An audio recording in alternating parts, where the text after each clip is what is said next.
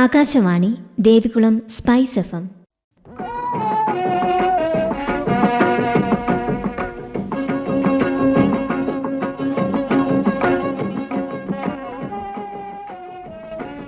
അങ്കണം, സ്ത്രീകൾക്കായുള്ള പരിപാടി.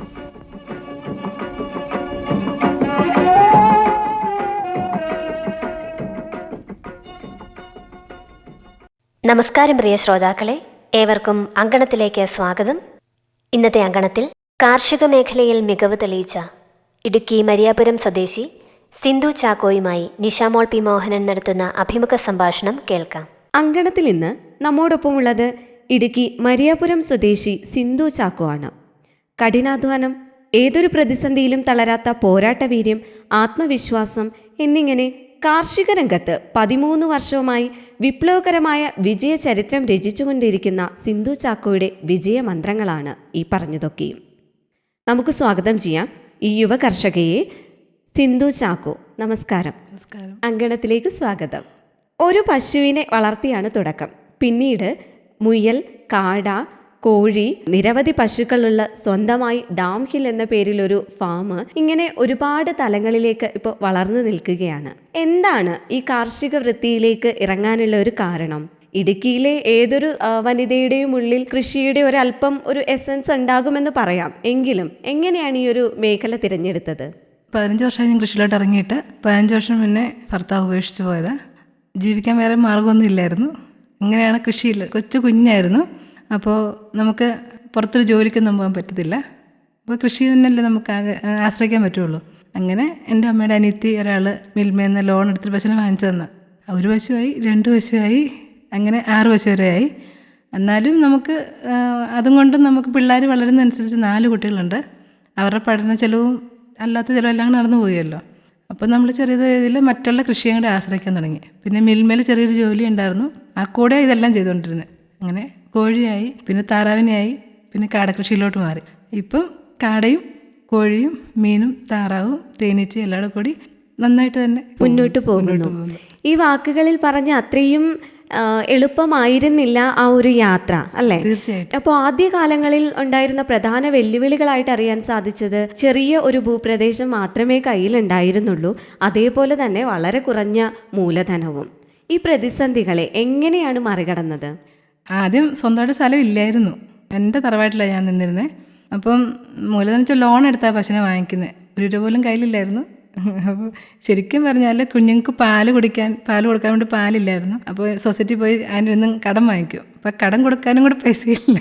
അപ്പോഴാണ് അതിൻ്റെ പറഞ്ഞ നീര് പശുവിനെ വാങ്ങിച്ച് വളർത്ത്. അപ്പോൾ അതാകുമ്പോൾ നമുക്ക് മുമ്പോട്ട് പിള്ളേർക്ക് പാലും കൊടുക്കാൻ ചെറിയൊരു വരുമാനം ആവുമല്ലോ എന്ന്.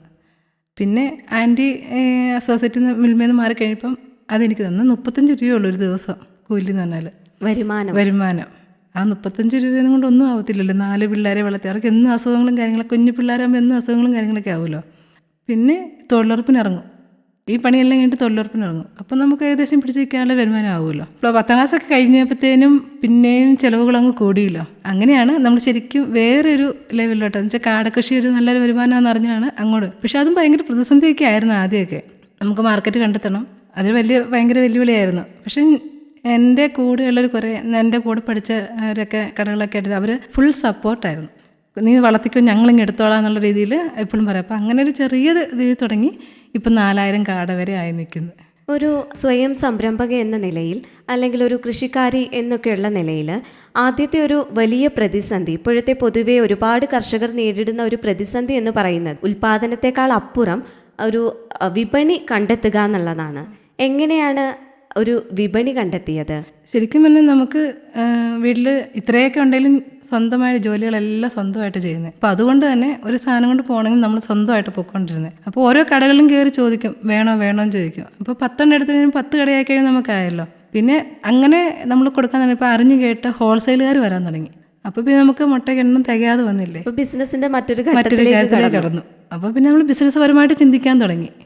കൃഷിക്കൊപ്പം തന്നെ ഒരു ബിസിനസ് മൈൻഡും കൂടെ നമ്മൾ സാഹചര്യം. ഇക്കാലഘട്ടത്തിൻ്റെ മാർക്കറ്റിംഗ് രീതികളിൽ വളരെ പ്രധാനപ്പെട്ട ചില സോഷ്യൽ മീഡിയ ഒക്കെ ഉണ്ട്. അപ്പോൾ അതിൽ എപ്പോൾ നോക്കിയാലും എപ്പോൾ ഫേസ്ബുക്ക് തുറന്നാലും കാണാൻ സാധിക്കുന്നത് നമസ്കാരം, ഡാം ഹിൽ ഫാമിലേക്ക് സ്വാഗതം എന്ന് പറഞ്ഞുകൊണ്ടുള്ള സിന്ധു ചാക്കോയുടെ ആ ഒരു ഇൻട്രൊഡക്ഷൻ ആണ്. എങ്ങനെയാണ് ഫേസ്ബുക്ക് ഒരു മാർക്കറ്റിംഗ് സോഴ്സായിട്ട് ഉപയോഗിക്കാമെന്ന് തിരിച്ചറിയുന്നത്? നമ്മുടെ സിനോസാറൊക്കെ ആയിരുന്നു ആദ്യത്തെ ഇങ്ങനൊരു സ്പേസ് ഉണ്ടെന്ന് തന്നെ പറഞ്ഞത് ഇവരൊക്കെ തന്നെയാണ്. പിന്നെ ബിൻസി ചേച്ചി ഉണ്ടായിരുന്നു, നമ്മൾ 2019 കർഷക തിലക അവാർഡ് വാങ്ങിച്ച്.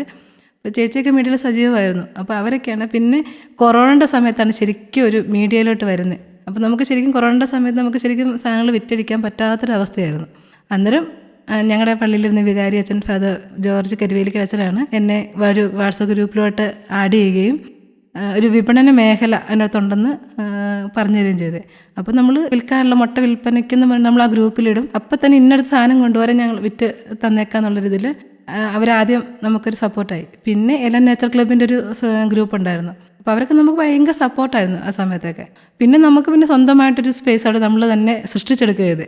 അപ്പോൾ നമുക്ക് വിൽക്കാനുള്ള സാധനങ്ങളൊക്കെ നമ്മൾ ഗ്രൂപ്പുകളിൽ ആദ്യം ഫേസ്ബുക്കിലായിരുന്നു, വാട്സപ്പ് മാത്രമേ ഉണ്ടായിരുന്നുള്ളൂ. അപ്പോൾ നമ്മൾ വാട്സപ്പിൽ നമ്മൾ വിൽക്കാനുള്ള കുറേ ഗ്രൂപ്പുകളുണ്ടായിരുന്നു.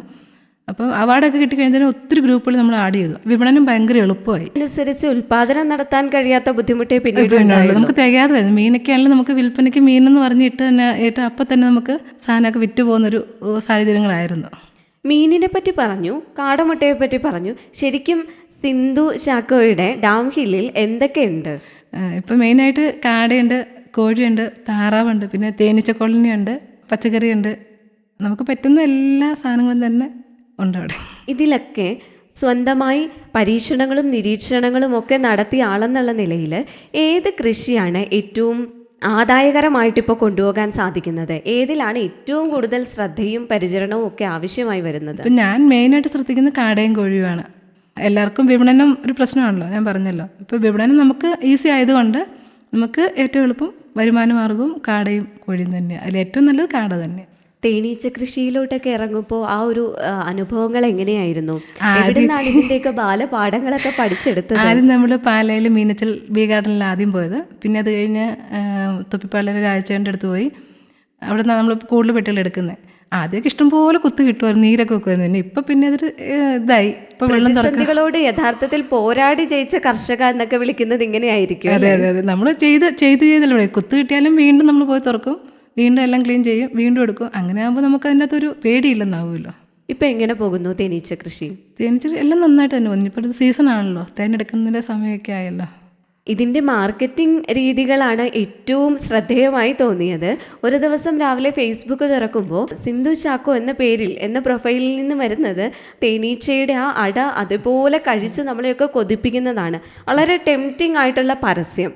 എന്നാൽ വീട്ടിലിരുന്നു കൊണ്ട് തന്നെ സ്വന്തം ഫേസ്ബുക്ക് അക്കൗണ്ടിൽ നിന്നുള്ള ഇത്ര ആളുകളെ ആകർഷിക്കുന്ന ഒരു പരസ്യം ആദ്യമായിട്ട് കാണുകയാണ്. ഈ ആശയങ്ങളൊക്കെ എവിടെ നിന്നാണ് വരുന്നത്? അത് ബിൻസി ചേച്ചിയുടെയാണ് ശരിക്കും. നമുക്കൊരു ഉടുമ്പൻചാലിലൊരു ജേസൺ മാഷുണ്ട്. അവരൊക്കെ ഭയങ്കര സപ്പോർട്ടായിരുന്നു. നമുക്കിങ്ങനെ അത് ചെയ്യുക ഇത് ചെയ്യുക എന്നും പറഞ്ഞുകൊണ്ട് നമുക്ക് എപ്പോഴും ഇങ്ങനെ ഒരു നമ്മൾ ഇച്ചിരി പുറകോട്ട് നിൽക്കുന്നതിന് അവർ ചെയ്യുമെന്ന് പറഞ്ഞുകൊണ്ട് വീണ്ടും കുറച്ചായിട്ട് ഞാനിങ്ങനെ പുറകോട്ടങ്ങ് മാറിയായിരുന്നു. വീണ്ടും അവർ ഇത് ചെയ്യാനും പറഞ്ഞുകൊണ്ട് പിന്നെ തേനൊക്കെ നമുക്ക് ഏറ്റവും കൂടുതൽ വിറ്റ് പോകുന്നതും ഫേസ്ബുക്ക് വഴി തന്നെയാണ്. അവർ നമുക്ക് ഇട്ട് കഴിയുമ്പോൾ തന്നെ നമുക്ക് ഓർഡർ അന്ന് തന്നെ നമ്മളെ വിളിച്ച് ഓർഡർ തരും. ഒരുപാട് ദൂര സ്ഥലങ്ങളിൽ നിന്നൊക്കെ നമ്മൾ കണ്ണൂർ, കാസർഗോഡ്, മലപ്പുറം ഒക്കെ നമ്മൾ വിൽക്കുന്നുണ്ട്. ഓൺലൈനിൽ കൊടുക്കണം. ബാംഗ്ലൂർ കേരളത്തിൽ അങ്ങോളം ഇങ്ങോളം വിതരണമുള്ള ഒരു സ്ഥാപനത്തിൻ്റെ ഉടമയാണ് ഇപ്പോൾ ഇരിക്കുന്നത് അല്ലേ? ഈ ഒരു മേഖലയിലേക്ക് വരുന്ന യുവ കർഷകർക്ക് എന്തൊക്കെ നിർദ്ദേശങ്ങളും എന്തൊക്കെ ഉപദേശങ്ങളുമാണ് ഒരു കർഷക എന്ന നിലയിൽ കൊടുക്കാനുള്ളത്? എൻ്റെ അറിവിൽ പറയുകയാണെങ്കിൽ പെട്ടെന്ന് എടുത്ത് ചാടാണ്ടിരിക്കുക. ഒരു കുറച്ച് തുടങ്ങി കൂടുതൽ ഡെവലപ്പായി സ്റ്റെപ്പ് ബൈ സ്റ്റെപ്പായിട്ട് ചെയ്യുക. എന്നുവെച്ചാൽ ചെയ്ത് നമുക്ക് കുഴപ്പമില്ല ലാഭത്തിലേക്ക് വരുന്നു കാണുന്ന സമയത്ത് കൂട്ടി എന്ത് കൃഷി ഇതാണേലും. ഇപ്പോൾ നമ്മൾ പച്ചക്കറി നട്ടാലും നമുക്ക് വിൽക്കാൻ പറ്റുന്ന രീതിയിലുള്ള പച്ചക്കറി ആണെങ്കിൽ നമുക്ക് പെട്ടെന്ന് ഇന്ന് ചീഞ്ഞു പോയിട്ട് കാര്യമല്ലോ. നമുക്ക് നല്ല നിലയിൽ വിറ്റ് പോകാൻ പറ്റുന്ന അത്രയും കൃഷികൾ അതേ ഞാൻ ചെയ്യാറുള്ളൂ. ഇപ്പോൾ നമുക്കധികം സ്ഥലമില്ല. ഞാൻ ആദ്യം പറഞ്ഞ 12 സെൻറ്റ് സ്ഥലമേ ഉള്ളൂ. നമ്മൾ ചെയ്യുന്നതൊക്കെ ടെറസിൻ്റെ മുകളിലും പിന്നെ ആ ചുറ്റുവട്ടത്തൊക്കെയാണ് നമ്മൾ ചെയ്യുന്നത്. എന്നാലും വീട്ടിലോട്ടുള്ള പച്ചക്കറികൾ ഞങ്ങൾ വാങ്ങിച്ചിട്ട് കുറേ വർഷങ്ങളായി. സ്വന്തം മുറ്റത്ത് നിന്ന് ബീൻസ് പറിക്കുന്നു, തോരൻ വെക്കുന്നു, തക്കാളി പറിക്കുന്നു, കറി ഉണ്ടാക്കുന്നു, ഇതൊക്കെ മറ്റുള്ളവരെ കാണിക്കുന്നു. അത് വീട്ടിലെ ജോലിയും നടക്കുന്നു, അതോടൊപ്പം തന്നെ വിപണനവും നടക്കുന്നു. അത് കാണുമ്പോൾ മറ്റുള്ളവർക്ക് ചെയ്യണം. എന്നോട് ഒത്തിരി പേര് ഇങ്ങനെ വിളിച്ച് പറയും, ചേച്ചിമാരൊക്കെ വിളിച്ച് പറയുന്നുണ്ട്, സിന്ധു അത് കാണുമ്പോൾ ഞങ്ങൾക്ക് കൊതിയാവും, അപ്പോൾ ഞങ്ങൾക്ക് നടണം എന്ന് ഭയങ്കര ആഗ്രഹമാണ്. ഒരുപാട് വീട്ടമ്മമാർക്ക് എന്ന് പറയുന്നില്ല, ഒരുപാട് ജോലി ചെയ്യുന്നവർക്ക് കൂടി ഒരു പ്രചോദനമാണ് സ്വന്തം വീട്ടുമുറ്റത്ത് ഒരു അടുക്കള തോട്ടം ഉണ്ടാക്കുക, അതിൽ നിന്ന് പറിച്ച് ഭക്ഷണം ഉണ്ടാക്കുക. അതൊരു വലിയ ഒരു ആശയമാണ് മുന്നോട്ട് വയ്ക്കുന്നത്. തീർച്ചയായിട്ടും. എപ്പോഴും മണ്ണിനോടും പ്രകൃതിയോടും ഒക്കെ ഇണങ്ങിയുള്ള ഒരു ജീവിതമാണ്. എപ്പോഴെങ്കിലും ഇതിനെപ്പറ്റി മാറി ചിന്തിച്ചിട്ടുണ്ടോ? ഒരിക്കലും ഇല്ല. ജീവജാലങ്ങളില്ലാത്തൊരു ചിന്തിക്കാൻ പറ്റത്തില്ല. നമ്മുടെ ജീവിതം അങ്ങനെ ഒരു ഇതായി അത്രമാത്രം ഇഴുകി ചേർന്ന് കഴിഞ്ഞു. എങ്ങനെയാണ് ഈ വിവിധ കാർഷിക രീതികളെ പറ്റി പറഞ്ഞു? പല വിളകൾ ഒരുമിച്ച് കൃഷി ചെയ്യുന്നുണ്ട്, കാടയിൽ നിന്നും കോഴിയിൽ നിന്നും ഒക്കെ കിട്ടുന്ന വളങ്ങൾ ഇതിനു വേണ്ടി ഉപയോഗിക്കുന്നുണ്ട്. ഇതിനൊക്കെയുള്ള മാർഗനിർദ്ദേശങ്ങൾ സർക്കാർ അതോറിറ്റികളുടെ ഭാഗത്ത് നിന്നൊക്കെ ലഭിക്കാറുണ്ട്. നമ്മുടെ കൃഷിഭവൻ നമുക്ക് കട്ട സപ്പോർട്ടാണ്. അവർ എപ്പോൾ വിളിച്ചാലും അവർ വേണ്ട കാര്യങ്ങൾ അവർ നമുക്ക് പറഞ്ഞു തരാറുണ്ട്. പിന്നെ അവർ വേണ്ട ക്ലാസ്സുകൾ നമുക്ക് തരാറുണ്ട്. 2020 കർഷക തിലകം അവാർഡ്, 2021 കർഷകമിത്രം സംസ്ഥാനതല പുരസ്കാരം തുടങ്ങി ചെറുതും വലുതുമായിട്ടുള്ള ഒരുപാട് പുരസ്കാരങ്ങളും ഒരുപാട് അംഗീകാരങ്ങളും തേടി എത്തിയിട്ടുണ്ട്. എങ്ങനെ നോക്കിക്കാണുന്നു ഈ പുരസ്കാരങ്ങളെയൊക്കെ? നമ്മൾ ചെയ്തതിൻ്റെ കഷ്ടപ്പാടിൻ്റെ ഒരു വിലയായിട്ട് തന്നെ അത് കാണുന്നത്. പിന്നെ അതൊക്കെ കാണുമ്പോൾ മറ്റുള്ളവർക്കും ഭയങ്കര പ്രയോജനമല്ല, ചെയ്യണം എന്നൊരു. പിന്നെ എൻ്റെ മക്കളൊക്കെ ആണെങ്കിൽ എല്ലാവരും അവർക്ക് അവധി ഉണ്ടെന്നുണ്ടെങ്കിൽ ഫ്രീ ആണെങ്കിൽ എൻ്റെ കൂടെ എപ്പോഴും ഉണ്ട്. അപ്പോൾ അവരും കൃഷിയുടെ ലോകത്തേക്ക് വന്നിരിക്കുകയാണ്. തീർച്ചയായിട്ടും. എന്തൊക്കെ ആണ് അവർക്ക് അമ്മയിലെ കർഷക കൊടുക്കുന്ന ഉപദേശങ്ങൾ? ഇല്ല, ഞാൻ എപ്പോഴും പറയും, നമ്മൾ ഈ വിഷമെല്ലാം വാങ്ങിച്ച് കഴിക്കുന്നേ. ഇപ്പോൾ വീട്ടിലാണെങ്കിൽ പച്ചക്കറി വാങ്ങിക്കേണ്ട, പിന്നെ മുട്ട, മീൻ, ഇറച്ചി, എന്നുവെച്ചാൽ കോഴിയുണ്ട്, കാടയുണ്ട്, ഇറച്ചി, എപ്പോൾ ആവശ്യം വന്നാലും നമ്മുടെ വീട്ടിലുണ്ട് സാധനം. അപ്പോൾ അവർക്കും അതൊരു 2 മുട്ട ഓടിച്ചെന്ന് ഒരു കറിയില്ലെങ്കിൽ 2 മുട്ട എടുത്ത് പൊരിച്ചു. വലിയൊരു സൗഭാഗ്യമാണ് തീർച്ചയായും. നമ്മളൊക്കെ എന്തെങ്കിലും ആവശ്യം വന്നാൽ പെട്ടെന്ന് കടകളിലേക്കാണ് ഓടുക. ഇത് മുറ്റത്ത് നിന്ന് തന്നെ പറിച്ച് പാകം ചെയ്യാൻ സാധിക്കുക എന്ന് പറയുന്നത് അതൊരു അധ്വാനവുമാണ്, അതൊരു ഭാഗ്യവുമാണ്. എന്തൊക്കെ പ്രതിസന്ധികളാണ് നേരിടേണ്ടി വന്നിട്ടുള്ളത്? സ്ഥലപരിമിതികളെ പറ്റി പറഞ്ഞു, മൂലധനത്തിൻ്റെ പോരായ്മ അതെല്ലാം പറഞ്ഞു. മറ്റെന്തെങ്കിലും കാലാവസ്ഥ, കോവിഡ് സൃഷ്ടിച്ച പ്രതിസന്ധികൾ അതൊക്കെ ബാധിച്ചിട്ടുണ്ടോ? കാലാവസ്ഥ എന്ന് വെച്ചാൽ നമ്മൾ കൃഷി ചെയ്ത് കഴിയുമ്പോഴത്തേനും ചിലപ്പോൾ കൂടുതൽ മഴയാണെങ്കിൽ മുഴുവൻ ചീഞ്ഞു പോകുമല്ലോ.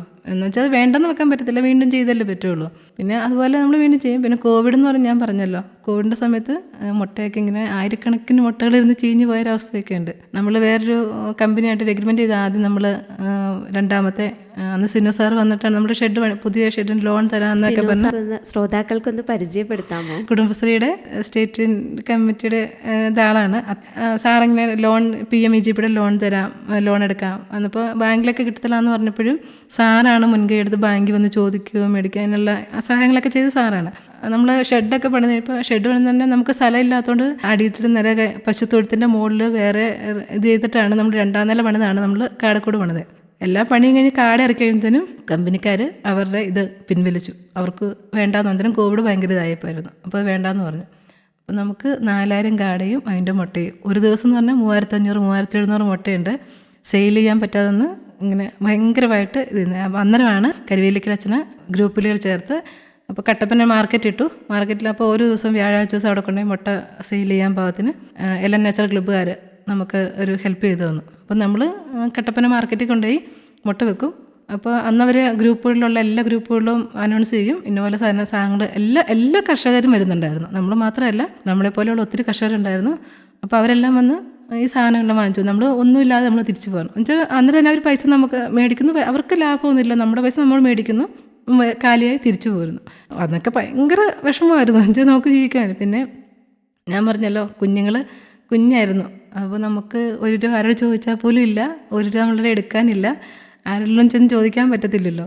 അപ്പോൾ ഒരു അസുഖം വന്നാലും ഓടിച്ചെന്ന് കടകളിലൊക്കെ ചെന്ന് ഒരു 50 രൂപ തരാവോ ചേട്ടാ എന്ന് ചോദിച്ച് അങ്ങനെ ജീവിച്ചൊരു അങ്ങനെയാണ് ഞാനൊക്കെ ഇതായി വന്നേ. ഇപ്പോൾ ഓർക്കുമ്പോൾ അതൊക്കെ ഭയങ്കര ഒരു ബുദ്ധിമുട്ട്, പ്രതിസന്ധി ആയിരുന്നല്ലോ അതൊക്കെ.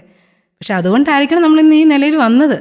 അതെ, എന്തിനേയും നേരിടാനുള്ള ഒരു ധൈര്യം ആർജിച്ചത് അനുഭവങ്ങളിലൂടെ തന്നെയാണ്. അതെ അതെ. അങ്ങനെ 35 രൂപ ദിവസ വരുമാനത്തിൽ തുടങ്ങി ഇന്നിപ്പോൾ 35-നപ്പുറം എത്ര പൂജ്യങ്ങളുണ്ട് എന്ന് ചോദിക്കുന്നില്ല. എങ്കിലും ഒരുപാട് ഫോളോവേഴ്സ് ഉണ്ട്, ഒരുപാട് ഫേസ്ബുക്ക് ഫ്രണ്ട്സ് ഉണ്ട്, ഒരുപാട് ഗ്രൂപ്പുകളുടെ പിന്തുണയുണ്ട്. അങ്ങനെ ഒരു അവസ്ഥയിൽ എത്തി നിൽക്കുകയാണ്. ഇനി എന്തൊക്കെയാണ് ഭാവിയിലേക്കുള്ള പദ്ധതികൾ? ഇനി കൂടുതൽ ഇപ്പോൾ ഞാൻ ഫ്രൈഡ് ചിക്കൻ സെൻറ്റർ തുടങ്ങിയിട്ടുണ്ട് ഈ കൂടെ തന്നെ.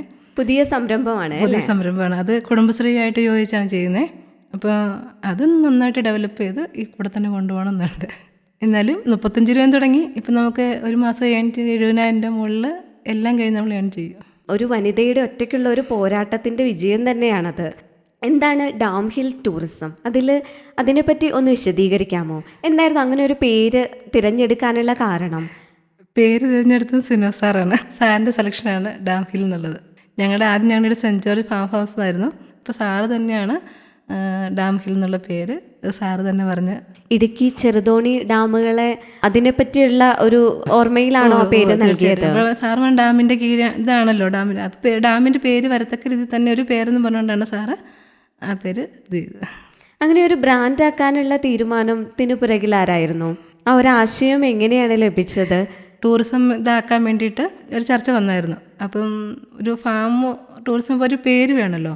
അപ്പം ഞങ്ങൾ ആദ്യം ഇങ്ങനെ സെൻറ്റ് ജോർജ് ഇട്ട്, അപ്പോൾ സാറോട് സംസാരിച്ച് കഴിഞ്ഞപ്പോൾ ഇങ്ങനെ മാറ്റിയിടാം. എല്ലാ കൃഷികളെയും നമുക്ക് അവിടെ വന്നാൽ തോട്ടം കാണാനായിട്ട് സാധിക്കുമോ? ഒത്തിരി പേര് വരുന്നുണ്ട്. പിന്നെ കൃഷിഭവൻ്റെ ക്ലാസ്സുകൾ നമ്മളവിടെ അവർ കൊണ്ടുപോയി വെക്കാറുണ്ട്. പിന്നെ അച്ചാറ് വിൽപ്പനയുണ്ട്. അങ്ങനെ അച്ചാറ് വിൽപ്പനയ്ക്ക് വേണ്ടി ഇട്ട ഒരു നമ്പറിൽ നിന്നാണ് ആകാശവാണിയിലേക്കുള്ള കോള് വരുന്നത്. എന്തൊക്കെ അച്ചാറുകളാണുള്ളത്? നമുക്ക് സ്പെഷ്യലായിട്ട് മീനും ഇറച്ചിയുള്ളത്, ബീഫും മീനച്ചാറും. പിന്നെ നമ്മൾ അത്യാവശ്യം കാറ്ററിംഗ് സർവീസ് ഉണ്ട് കേട്ടോ. നമ്മുടെ എല്ലാ സാധനം വെച്ച് നമ്മൾ കാറ്ററിംഗ് കൊടുക്കാറുണ്ട്.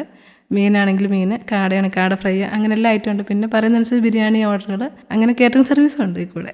എന്തൊക്കെ ഉണ്ട് എന്ന് ചോദിക്കുന്നതിനേക്കാൾ എളുപ്പമായിരിക്കും എന്തൊക്കെ ഇല്ലാത്തതുണ്ട് എന്ന് ചോദിക്കുന്നത്, അല്ലേ? എങ്ങനെയാണ് ഈ ഫാമിനെ പറ്റി പുറത്തുള്ള ആളുകൾക്കൊരു അറിവ് ലഭിക്കുന്നത്? കോവിഡിൻ്റെ സമയത്ത് വീട്ടിലാടി എന്ന് പറഞ്ഞല്ലോ. അപ്പോൾ നമ്മുടെ കർഷകദിന അവാർഡ് ഞാനിങ്ങനെ അപ്പോൾ അപേക്ഷയൊക്കെ ഞാൻ അപ്പോൾ ഗ്രൂപ്പിൽ ചുമ്മാ ഇങ്ങനെ എൻ്റെ ഫാമിൻ്റെ ഓരോ വീഡിയോകൾ കുഞ്ഞു വീഡിയോ എടുത്ത് ഞാൻ ഇതിൻ്റെ അകത്തിട്ടു. അപ്പോൾ അത് കണ്ടിട്ട് ജോബിൻ മണി മകരക്കൊയ്ത്ത് എന്ന് പറഞ്ഞൊരു ചാനലുണ്ടല്ലോ, മകരക്കൊയ്ത്ത്. അപ്പോൾ അതിൻ്റെ അകത്ത് പുള്ളി ഒന്ന് വീഡിയോ എടുത്തോട്ടെന്ന് ചോദിച്ചു. അപ്പോൾ നമുക്കിതിനെപ്പറ്റി ഒന്നും അറിയത്തില്ല, A to Z അറിയത്തില്ല. എന്നാലും പുള്ളി വന്ന് ഞാൻ പിന്നെ എടുത്തോളാൻ പറഞ്ഞു. അങ്ങനെ വന്ന് ഫുൾ വീഡിയോ എടുത്തു. അത് ഒറ്റ ദിവസം കൊണ്ട് 15 ലക്ഷം പേര് ഫേസ്ബുക്കിൽ കണ്ടു. 15 ലക്ഷം ആളുകൾ ഈ വീഡിയോ കണ്ടിട്ടാണ് സിനോ സാറ് എൻ്റെ അടുത്ത് വരുന്നത്. വലിയൊരു നന്ദി മകരക്കൊയ്ത്തിന്റെ.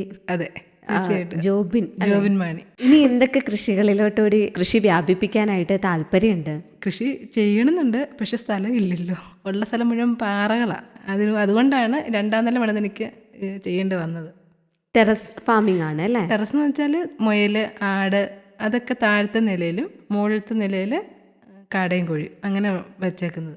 കൂടുതൽ സ്ഥലം വാങ്ങിച്ച് ഇച്ചിരി കൂടുതൽ കൃഷി ചെയ്യണമെന്നൊക്കെ ഉണ്ട്. പിന്നെ ഇപ്പം തന്നെ നിലവിൽ 10-20 ലക്ഷം രൂപ കടമുണ്ട്. കാരണം വെച്ചാൽ PMEGP ലോണുണ്ട്. എല്ലാം അടഞ്ഞു പോകും. കറക്റ്റ് അടഞ്ഞല്ലോ, അതിന് വരുമാനമുണ്ട്, അടഞ്ഞു പോകാനുള്ള വരുമാനം കിട്ടുന്നുണ്ട്. അധ്വാനിക്കാനുള്ള ഒരു മനസ്സുണ്ടെങ്കിൽ കൃഷി ലാഭകരമാണ് എന്ന് തന്നെയാണ് പറയുന്നത്. അതെ അതെ. എന്നുവെച്ചാൽ നമ്മൾ പിന്നെ വെച്ചാൽ ലേബേഴ്സ് ആണല്ലോ എല്ലാവരുടെ ഒരു പ്രശ്നം. എന്നെ സംബന്ധിച്ച് ഈ പണികളെല്ലാം ഞാൻ തന്നെ ചെയ്യുന്നത്. 1 രൂപ പണിക്കാർക്കെന്ന് പറഞ്ഞുകൊണ്ട് നമ്മൾ 1 രൂപ പുറത്ത് കൊടുക്കുന്നില്ല. മുളക് കുറയ്ക്കണമെങ്കിലും ഞാൻ തന്നെ, ഇപ്പം കൊടിയെ കയറി മരത്തെ കയറണമെങ്കിലും ഞാൻ തന്നെ, എന്ത് ചെയ്യണമെങ്കിലും തന്നെ ചെയ്യുന്നത്. അപ്പം അതുവഴി നമുക്ക് ലേബർ ചാർജ് ഒരുപാട് നമുക്ക് അതും നമ്മുടെ ലാഭത്തിൽ വരുമല്ലോ. അതോടൊപ്പം തന്നെ കൃത്യമായ ഒരു പ്ലാനിങ് ഉണ്ട് എങ്കിൽ വളം, കീടനാശിനികൾ ഇതെല്ലാം നമുക്ക് ഉപയോഗിക്കാറില്ല. ഞാൻ ജൈവ കൃഷി രീതികൾ മാത്രമേ ഉള്ളൂ. ഒരു കീടനാശിനി ഉപയോഗിക്കാറില്ല. ഒരു പ്രാവശ്യം തമിഴ്നാട്ടിൽ നിന്ന് ഒരു അക്കൊക്കെ വന്നിങ്ങനെ ഫാം കാണാൻ വന്നപ്പോഴത്തേനും എത്ര ജോലിക്കാരുണ്ടെന്ന് ചോദിച്ചു. നമ്മളും ജോലിക്കാരും ഇല്ല. അപ്പോൾ അവർ പറഞ്ഞു അവരുടെ ഊരിലായിരുന്നെങ്കിൽ ഒരു 4 പണിക്കാരെങ്കിലും ഇവിടെ കണ്ടേനായിരുന്നു. റോബോട്ടും തന്നെ ഇടുക്കിക്കാർ വിളിക്കുന്നത്. ഇടുക്കിക്കാരുടെ റോബോട്ടാണ് ഇവിടെ ഇരിക്കുന്നത്. അവരുടെ ഓമനപ്പേര് അതാണ്. എന്തൊക്കെ വളങ്ങളും ഒക്കെയാണ് ചെയ്യുന്നത്? കീടങ്ങളെ നശിപ്പിക്കാൻ അപ്പോൾ എന്ത് മാർഗങ്ങളാണ് ഉപയോഗിക്കുക? നിലവിൽ ഞാൻ ആവണക്കെണ്ണ ഉപയോഗിക്കും. ആവണക്കെണ്ണ മേടിച്ച് അത് തിളച്ച് കൊടുക്കുമ്പോൾ പുഴുശല്യം ഒഴിവാകും. പിന്നെ വേറെ ശല്യങ്ങൾ നമ്മൾ കുറച്ച് കൃഷി ആയതുകൊണ്ട് നമുക്കധികം ശല്യങ്ങൾ ഉണ്ടാവുന്നില്ല. പിന്നെ നമുക്ക് ബയോഗ്യാസ് ഉണ്ട്. ബയോഗ്യാസ് സ്ലറിയാണ് എല്ലാത്തിനും. ഇപ്പോൾ മാലിന്യ നിർമ്മാർജ്ജനവും അതിനുള്ളിൽ തന്നെ നടക്കുന്നു. പിന്നെ ട്രയർ എന്ന് വെച്ചിട്ടുണ്ടെങ്കിൽ കാഷ്ടം ഉണങ്ങി കൊടുക്കുന്നുണ്ട് പുറത്തോട്ട്. അപ്പോൾ അതിൻ്റെ അകത്തൊരു വരുമാനമുണ്ട്. അമ്മയ്ക്ക് എല്ലാത്തിനും ഒരു സപ്പോർട്ടായിട്ട് നിൽക്കുന്നത് മക്കൾ തന്നെയാണ്. അപ്പോൾ ആ മക്കളെ ഒന്ന് പരിചയപ്പെടുത്താമോ? എനിക്ക് അമ്മച്ചിയുണ്ട് കൂടെ, എൻ്റെ അമ്മച്ചിയുണ്ട് കൂടെ, വയ്യെങ്കിലും കൂടെ ഉണ്ട്. പിന്നെ മൂത്ത മോള് നിമ്മി മരിയ, അവൾ ഹോസ്പിറ്റൽ അഡ്മിനിസ്ട്രേറ്റർ കഴിഞ്ഞിട്ട് നിൽക്കുന്നു. 2ാമത്തെ ആൾ BSc നഴ്സിംഗ് ബാംഗ്ലൂർ പഠിക്കുന്നു. 3ാമത്തെ ചെറുക്കൻ കൊച്ച് അവന് +1, ഇളയ കൊച്ച് 10. അവരും കുട്ടി റോബോട്ടുകളായി പ്രവർത്തിക്കുന്നു. കൊച്ചിനാണെങ്കിൽ പ്രാവശ്യം കർഷക അവാർഡ് അവർക്ക് കിട്ടിയിട്ടുണ്ടായിരുന്നു. ഇതിനിടയിൽ സിന്ധു ചാക്കോ എന്ന കർഷകയ്ക്ക് വലിയൊരു അവസരം കിട്ടി. MG യൂണിവേഴ്സിറ്റിയിലായിരുന്നു കഴിഞ്ഞ ഓണം ആഘോഷിച്ചത് അല്ലേ? അപ്പോൾ എങ്ങനെയുണ്ടായിരുന്നു ആ ഒരു ഓണാഘോഷം? ശരിക്കും ഞങ്ങൾ അവിടുത്തെ സ്റ്റുഡൻ്റ് ആണ് ഇപ്പോൾ. അതെന്താണ്? അതിനെപ്പറ്റി ഒന്ന് പറയാമോ? MG യൂണിവേഴ്സിറ്റി ഞങ്ങൾ ഓർഗാനിക് ഫാമിൻ്റെ കോഴ്സ് കൂടുന്നുണ്ട്. അപ്പോൾ അതിൻ്റെ എല്ലാ ഞായറാഴ്ച ഞങ്ങൾക്ക് ക്ലാസ് ഉണ്ട്. അപ്പം ആ ക്ലാസ്സിനോടനുസരിച്ച് ഓണാഘോഷം വെച്ചത്. വിദ്യാർത്ഥി കൂടിയാണ്. കൃഷിയെപ്പറ്റി എത്ര അറിഞ്ഞാലും മണ്ണിനെ പറ്റി എത്ര അറിഞ്ഞാലും അതൊന്നും അധികമാകില്ല അല്ലേ? അതെ. ഇപ്പോൾ ഇത്രയും സമയം നമ്മോടൊപ്പം ചിലവഴിച്ചതിന് ഒരുപാട് നന്ദി. ഇടുക്കിയിലെ മാത്രമല്ല കേരളത്തിലെ തന്നെ സാധാരണക്കാരായ ചെറുകിട കർഷകർക്ക് ഒരു വിജയമന്ത്രമാണ്, ഒരു വിജയ ചരിത്രമാണ് ശരിക്കും സിന്ധു ചാക്കോ. ഈ പുഞ്ചിരിയും ഈ ആത്മവിശ്വാസവും ഈ വാചാലതയും ഒക്കെ എപ്പോഴും നിലനിൽക്കട്ടെ. കാർഷിക മേഖലയിൽ ഒരുപാട് നേട്ടങ്ങൾ കൊയ്യാൻ സാധിക്കട്ടെ എന്ന് ആശംസിക്കുന്നു. നന്ദി. Thank you. കാർഷിക മേഖലയിൽ മികവ് തെളിയിച്ച ഇടുക്കി മരിയാപുരം സ്വദേശി സിന്ധു ചാക്കോയുമായി നിഷമോൾ പി മോഹനൻ നടത്തിയ അഭിമുഖ സംഭാഷണമാണ് അങ്കണത്തിൽ ശ്രോതാക്കൾ ഇതുവരെ കേട്ടത്. അടുത്തതായി ഒരു ഗാനം. മഴകൾ ചൊരിഞ്ചേ ചെറുവയലുകളൊക്കെ നനഞ്ചേ പൂട്ടിയൊരുക്കി പറഞ്ചേ ചെറുഞാറുകൾ കെട്ടിയെറിഞ്ചേ ഓമലച്ചെഞ്ചിലമാല ചെറു കണ്ണമ്മ കാളി കറുമ്പി ഓമലച്ചെഞ്ചിലമാല ചെറു കണ്ണമ്മ കാളി കറുമ്പി ചാത്ത ചടായിമാരായ ചെറുമിമാരെല്ലാരും വന്നേ ചാത്ത ചടായിമാരായ ചെറുമിമാരെല്ലാരും വന്നേ തത്തയം താതയം താരോ തക തത്തയം താതയം താരോ തിന്തിമി തിന്തായി താരോ തക തിന്തിമി തിന്തായി താരോ വന്നു നിരന്നവനിന്റെ കെട്ടിഞ്ഞാറെല്ലാം എണ്ണിപ്പകുത്തേ വന്നു നിരന്നവനിന്റെ കെട്ടിഞ്ഞാറെല്ലാം എണ്ണിപ്പകുത്തേ ഒപ്പത്തിൽ നട്ടുകരേറാൻ അവർ കുത്തിയുടുത്തു കുനിഞ്ചേ ഒപ്പത്തിൽ നട്ടുകരേറാൻ അവർ കുത്തിയുടുത്തു കുനിഞ്ചേ തത്തയം താതയം താരോ തക തത്തയം താതയം താരോ തിന്തിമി തിന്തായി താരോ തക തിന്തിമി തിന്തായി താരോ തത്തയം താതയം താരോ തക തത്തയം താതയം താരോ തിന്തിമി തിന്തായി താരോ തക തിന്തിമി തിന്തായി താരോ അപ്പോൾ ഒരു തത്തപ്പെണ്ണ് അവളോമലയെന്നു വിളിച്ചേ അപ്പോൾ ഒരു തത്തപ്പെണ്ണ് അവളോമലയെന്നു വിളിച്ചേ പാട്ടൊന്നു പാടിട്ടു വേണം നട്ടുകരയ്ക്കങ്ങു കേറാൻ പാട്ടൊന്നു പാടിട്ടു വേണം ഒന്നു നട്ടുകരയ്ക്കങ്ങു കേറാൻ തത്തയം താതയം താരോ തക തത്തയം താതയം താരോ തിന്തിമി തിന്തായി താരോ തക തിന്തിമി തിന്തായി താരോ തത്തയം താതയം താരോ തക തത്തയം താതയം താരോ തിന്തിമി തിന്തായി താരോ തക തിന്തിമി തിന്തായി താരോ തക തിന്തിമി തിന്തായി താരോ.